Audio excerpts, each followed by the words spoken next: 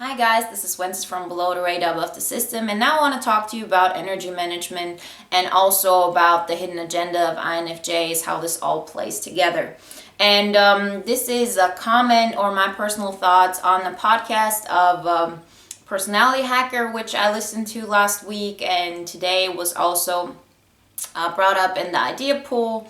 And I really love how the idea pool is developing. It gets more traction. People really start helping each other and posting questions, and each one, gives their own opinion, and together we kind of create this place where we can help each other and really have constructive ideas. And so I'm really glad how it's developing, that everybody is not just listening but also contributing and helping others, and I think this is a great thing. But so the videos, both of them today, are in a way, how's it called, inspired by posts from the idea pool.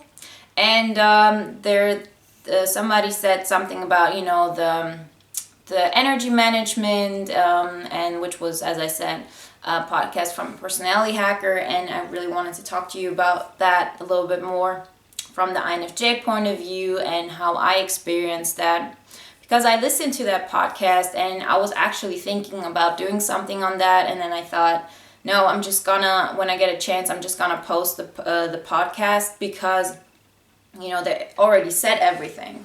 But since I read what was said on the idea pool, I understand that just because I listen to something and for me something is very clear, it does not mean that everybody really picks up what I pick up when I listen to this. And I'm sure everybody who listens to something or watches something has a different interpretation of it.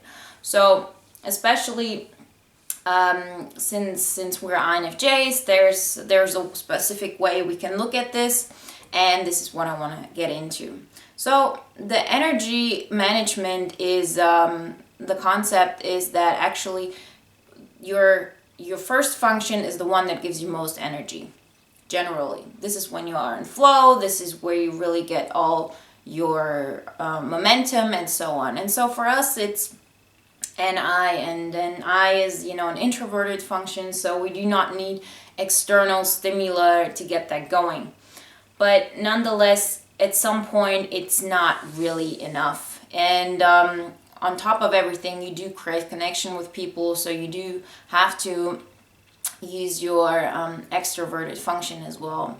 And the way the Personality Hacker calls it, your second function, they call it your growth function. This is where you kind of can do personal development and really become more of yourself and so on. And we actually have a lot of power in our second function, and it can create a high in our energy level, but naturally we don't tend to do that. We don't tend to do it because if we have our second function completely separately, not the first function in combination with the second one, it's very draining in the beginning, and we tend to avoid it.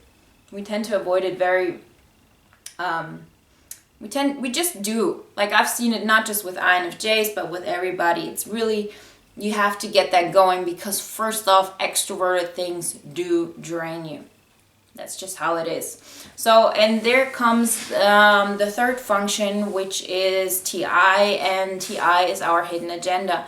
I've talked about it a while ago, but this is also something that was asked in the idea pool, to talk a little bit more about the hidden agenda in INFJs, which is TI. And the hidden agenda is very much used because we do not use the second function so much. So since we have our main energy is introverted, or where we get our main energy, which is NI, it's much easier to go into our third function and use TI. So we absorb everything. We absorb emotion, not just emotions, but just kind of worldviews and concepts and so on. And then we use TI to understand that very deeply, because the more we engage NI, the more energy we get. And TI is helping us to engage that. It's just it works together so easily if we do not go into our second function. And The flow state is also personality hacker calls it, or is just you have your first function and sometimes in combination with the second function. So you have what you kind of concept you have in your head, and then you put some kind of emotion out of it, and or you create what you experience in your head, you put it out there somehow.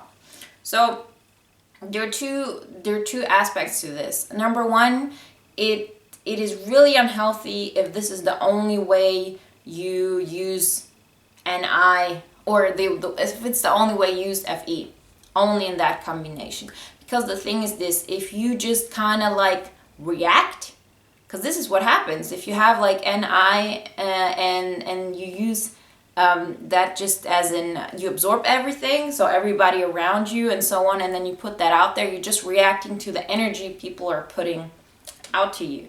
And you kind of always constantly feel others' emotions and people's states because there's no boundary setting. Because this is what FE does as well. If you're seeing dominant extroverted feelers, you see how they are very strong on imposing their understanding. And this is, in a healthy way, very, very beneficial. Because you see, they don't allow that much to come into their world. Not just because they don't want to, it's just that they absorb so much. They absorb also so much because FE is so strong that, you get a feeling of everything, so they constantly have to push out there. They constantly have to set boundaries and set rules and so on.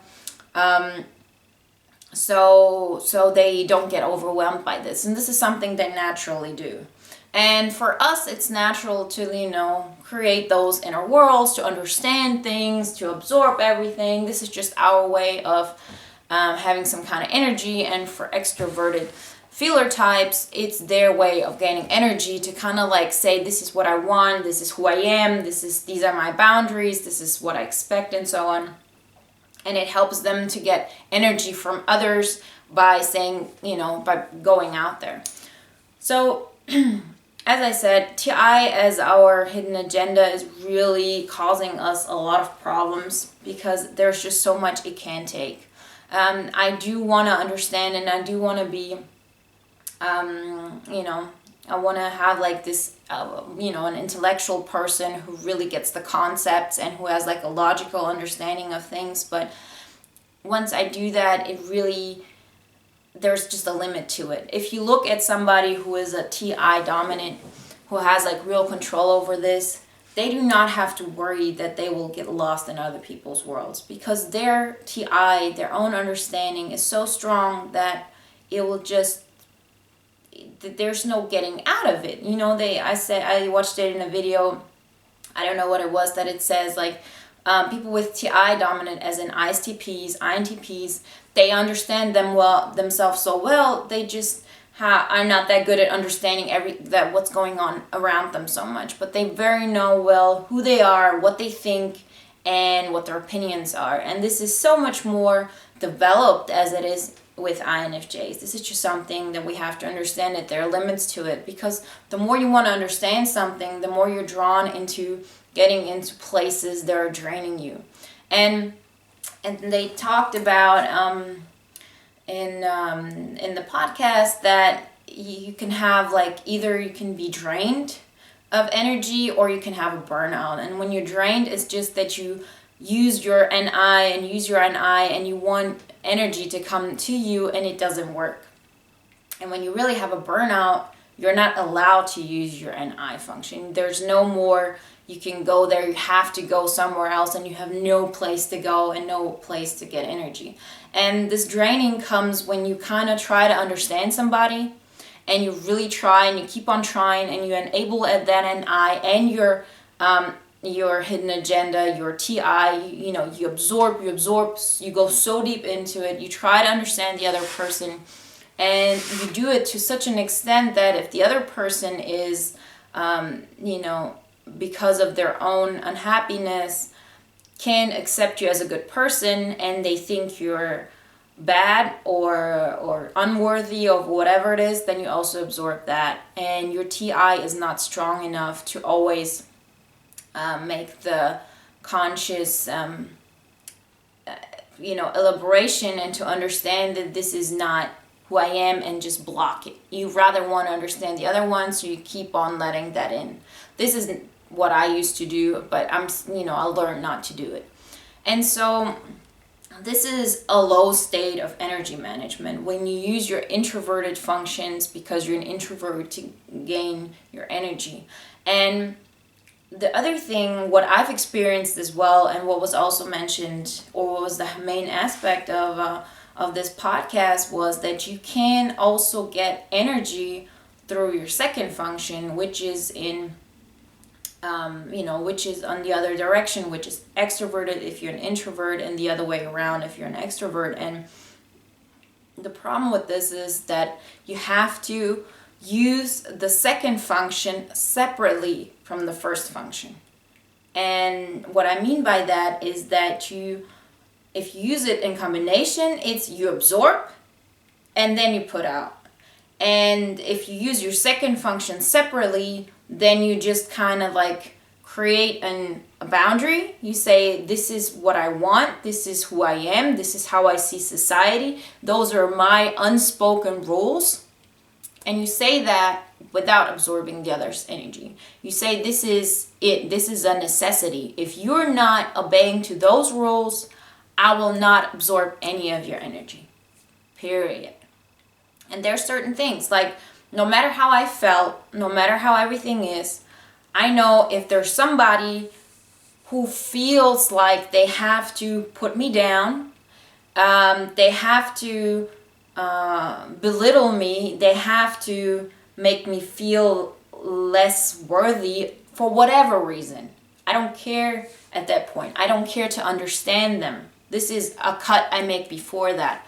I don't care to understand anything that goes behind that mask, because there's always a reason for it. There's always some kind of thing that goes wrong, but it doesn't get you anywhere. This is where you intellectually have to say, okay, I have to set that boundary and not allow any of that. And this is so draining in the beginning. So, and as I said, if you see those things, then you cut them out. You treat them like they don't exist.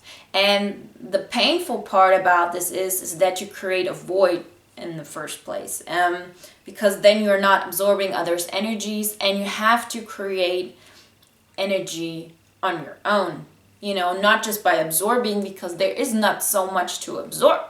I can absorb watching videos, I can absorb so much, but if you set those boundaries, there are less people who are affecting you. That's just how it is. And then you have to create more energy, and there's just so much you can really create by an I, and you need to use your FE as well. And in the beginning, it is so draining. Because what you have to do is you have to go out, and then you have to put out something. You have to bring value. You have to say, this is what I'm creating, and then you hope that you get some kind of reaction out of it. And it is very difficult. They said, I really like the analogy they also used in the podcast, that it's like you're working out. Once you start working out in the beginning, it's very draining. If let's say you start jogging, the first few times you do it, maybe even the first 2 weeks or whatever, it really drains you. You don't want to do it. You go out, and every step you take, you're out of breath, and it's difficult, and so on. But once you get that first momentum going, then you'll see how this actually adds to your energy level all throughout the day. Because you tell your body by this is the energy level I'm gonna, this is the things I have to create. So you have to adapt to that. You have to rise the way, your energy is, the way you create energy. This is what I want to do. This is the energy I need. So create that energy. This is what you tell your body. And you'll see that. I'll see it with myself. I used to be the biggest couch potato ever. I just used to sit around and, don't do anything. And then I didn't have energy for anything. And you'll see those people who are very active, they also have more energy, because this is what you expect of your body, and then it creates that. And with using your second function, as I said, there are two parts. you have to first use it separately from the NI. Or separately from what that person, what kind of person that energy is what kind of energy that person is putting out towards you. Just in general, you have rules and you have those unspoken rules that you say. So if that person is treating me like I'm less than them, they do not exist to me. They don't count no matter what, because no matter what you feel inside, if you feel inside, well, I am unworthy and so on, the only way you can change that is by really not allowing those people into your life, because they're enabling you to feel this way. Just know your life will be better. Other people's lives will be better if you have a good level of self-conscious, if you have a good level of self-awareness and of self-confidence. And therefore, you should not allow people's energy who is negative towards you into your life. So you do that separately. This is a rule. These are things that are just intact. This is what you do with FE. And once you do that, then you can use your flow state, which is your NI in combination with FE, to really put out your thoughts, put out your world, and invite others into your world, how I talked about in the other video. And you'll see how this will gain the energy you attain on a much higher level.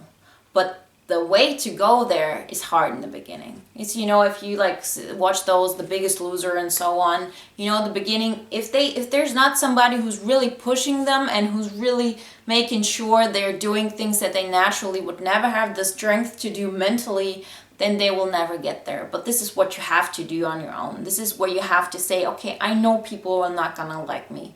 I know people will not want to see what I have to do, but I don't have another choice. And until you understand that if you want to rise your energy level, if you want to have a better energy management, you have to make the most out of your first function, the most out of your second function, and your third function, which is your hidden agenda, not use it only in combination with NI, but also use it in combination with FE.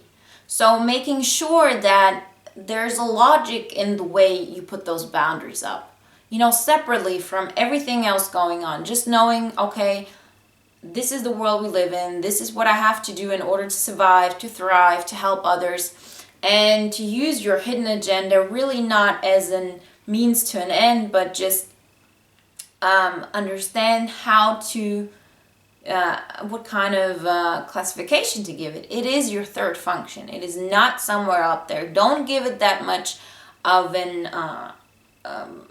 a priority, as in, don't make understanding others more important than your own self being and your the way you protect yourself, because you do not have that much power over TI.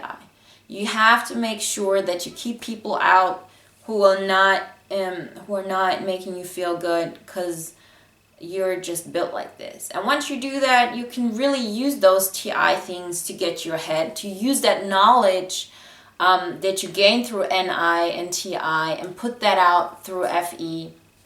And also, to kind of really show your worldview and impact people by who you are. And the last thing is your fourth function, which is SE. And this is also something that they talked in the Personality Hacker podcast, which I also liked, is that you also need downtime. You need downtime from all those thinkings. And so this is why it's sometimes so relaxing to just get into SE mode. To just really go out and be in the moment, to really care about aesthetics, as in, having nice decorations, or having a nice garden, or, having your car washed, or whatever it is, and also living in the moment and really experience all that sensory benefits that you have from, a nice park, from traveling and so on, because it really helps you to get out of your head, because this is what you need from time to time. And this is actually this is my interpretation on the energy management. I love that podcast. I think this is exactly what we need to do, and I've experienced it myself, I can completely, with complete confidence, say that I've gone through that process. I do know the difference. I know what kind of heart of transition it was, and that it is something that you have to actively want to and do. And it has nothing in my life has had this big of an impact on me. And so I really recommend it, that you all find your way to, rise that energy level that you expect of your body, that you expect of yourself. It will make you feel so much better. You will feel that you're making progress. You feel that you're making an impact, and it will give your life meaning and purpose. Okay, thank you for watching, and talk to you soon. Bye.